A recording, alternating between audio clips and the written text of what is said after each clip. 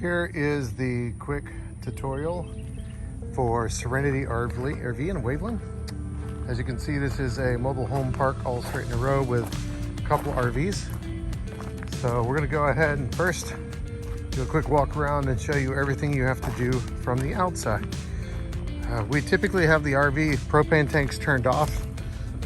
Sometimes we have a same day check out, check in, and we'll actually leave them on. But as you can tell, there's a black switch here that is left is to the left tank, right is to the right tank. Right now the right tank is full. And what I'm gonna do is turn this on. Propane powers your hot water heater and also your stove. So that's gotta be on. If you say, I don't have hot water, good chance that your propane's out. You can just switch it over or turn that one on. We wanna turn that on. And my suggestion is if you're gonna be gone for over 10 hours during the day without being here, or you're going out of town for the weekend for long-term stays, we ask that you do turn off the propane tanks. A little concrete patio here, so even in the rain, you're not walking through the mud. And this spigot shares with 3 other RVs, so I want you to understand which one is ours. Ours is the bottom one, so this is connected to our RV.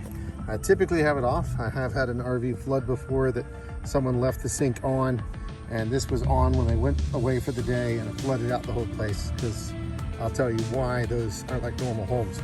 So what I'm going to do is turn this on, because this is the tutorial when we get here. There we go. That is now on. And as you can see, this connects up to this side of the RV. Most RVs drip a little bit of water because of how the connections are made, so that's not that big a deal. What we've done with this is it's a long connection to the septic tank, so instead of just having a normal soft line all the way, we're connected to PVC. But I do want you to understand how this works. The one in the front, right next to the hose, this is actually the gray water tank for the kitchen sink only. So if you want to drain to drain this, you're going to just have to pull it out. You'll hear water coming out if it's got water in it, and it'll slowly drain whenever that's complete. I typically put one hand on this side, on the left side, and one hand on this side to push it back in, because you can see it kind of moves. But for the video, I'll just push it in with one hand. So that is your kitchen drain sink. If the kitchen's ever not going down, that's where the water's going to be coming from. Now this is the main bathroom. There's this blue line. You can see it says sewage holding tank and wastewater, which is your gray water like sink and shower. So if your shower starts rising, not going down, this is your shower, sinks in the bathroom.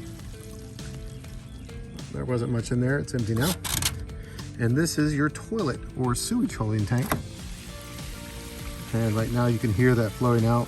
So if you're ever having problems with the toilet not flushing or anything like that, you want to make sure you empty that out here. So that's all. Empty it. Usually if it's a full tank, it can take up to a few minutes.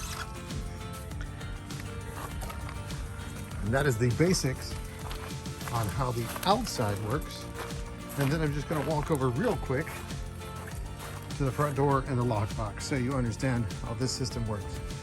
So here is the lockbox. I already have it open. The reason I have it open is a lot of people, when they try to open this, try to pull down, and literally this closes like so, and you literally pull it here and take it down. So that's how you do it. Push this button and then you take it down. So once you get the key out, I actually have it duct taped. Sometimes the duct tape falls off, but I say that because we only want to operate this key to lock and unlock it. So as you can tell, it's locked right now. That's unlocked. So a big trick I want to mention is it's now unlocked. A lot of people will take the key out, take it out, assuming it's still unlocked. And if you go inside, this still works. You can still come out, and you think it's unlocked. They will leave this key inside, and then they will walk out and literally close the door, come back and realize they're locked out. So make sure the key stays with you or in the lockbox. And when you leave, that's unlocked. Make sure you take the key out in the unlocked position if you want it to be unlocked, and then you can go in. Time to go in.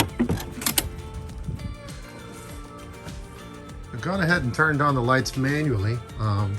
They have little switches on them that turn them off and on. But there's a couple in here that are operated by these switches on the wall. So if I turn this one on, it actually turns on that main switch. So we typically will leave at least one light on for you, so when you come in, if you come in at night, it's not going to be totally dark in here. So let's show you how to close the door. Basically, the easiest way is to pull on this handle and let it close. It's easier than just slamming it. And if you do want to lock the bottom deadbolt, that locks the deadbolt. That I told you not to use on the key on the outside, but if you want to lock that, you can do that on the inside. So that's how that works.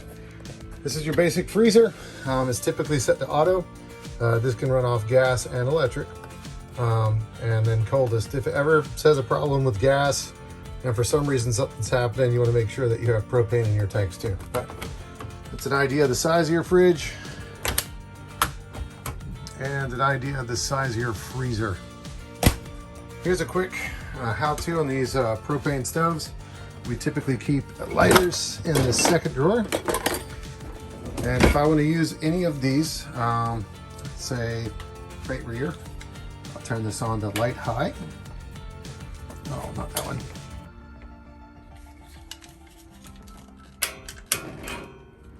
And there you go. You now have a flame. Of course, if I wanted to, you can adjust it up and down. Let me show you how to do that. So highlight is where you light it at. If I turn it, that goes lower and higher. So propane tank, biggest thing is once you turn them off or anytime you leave, make sure these are off.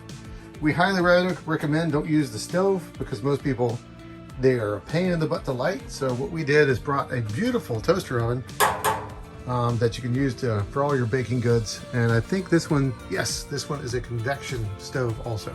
So that'll take care of your needs and your standard microwave right there. This is a Clack Futon for extra sleeping areas. So if you're wanting to sleep on this, you basically would just slide it forward a little bit and then you pull on the back, you'll hear it click, click, and then it will drop all the way down. Obviously it has to be pulled away from the wall for that to work. This is your carbon monoxide alarm. If any propane or anything like that's left on, it will alert you that you've left it on and it's getting dangerous in here. So that's why that stays plugged up. And let's go over to the AC. Number one, these water pump things never work. So just completely ignore that. Looking at the AC system, right now it's set on auto and low and on cool. This furnace does not work in here because we redid the flooring and also disconnected it. So we just use little portable heaters. We typically have 2 thermostat controlled heaters in here that keep it toasty warm because it's so small. But you would set it to cool. You can have low and high, low or high. And if you want to do auto to keep it at a certain temperature, let me crank it down. We'll say nice and 72 degrees. Comes on. The main AC sound you'll hear coming from here. And this is what we call a ducted system. So it's actually blowing air out of multiple ducts that you will find throughout this RV. There's one in the bedroom and also the bathroom. So as you can see, it's a little dark in here. So we're gonna look at the light switch that's right behind the toilet. And ta-da, you have full lights. So typically keep extra toilet paper down there. Sometimes we'll put extra supplies up there, but you know, you'll have body wash, shampoo, and conditioner and stuff like that for your stay. Showers right there. And then you have your toilet with some special instructions on it. Basically, don't be putting tampons, anything in there. We actually started saying don't even put toilet paper in there, so we have a separate trash can, because if you don't understand how to use RV toilets, you'll clog them up with normal toilet paper. So you can use it, but we just recommend putting the toilet paper on the side. You can use a little Walmart trash bag or something like that, and then just take it out to the dumpster anytime you leave. That prevents any problems with the septic tank. Here we have the main bedroom. This has all been completely modified and redone. So it's separate memory foam mattresses. You know, say if you have someone that snores, you can go ahead and switch that around, put the pillow at the other side, and that way you're not right next to them and you don't have to kick them in the middle of the night. Same kind of system here with the lights. This light switch is right on the hallway, and that turns on the main light there. So we also include a fan.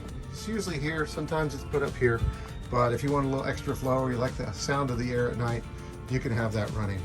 Some people will even hang the fan right here by the bar, so that way it's up in the air blowing down, and then just keep the air circulating. But pretty simple how everything works here.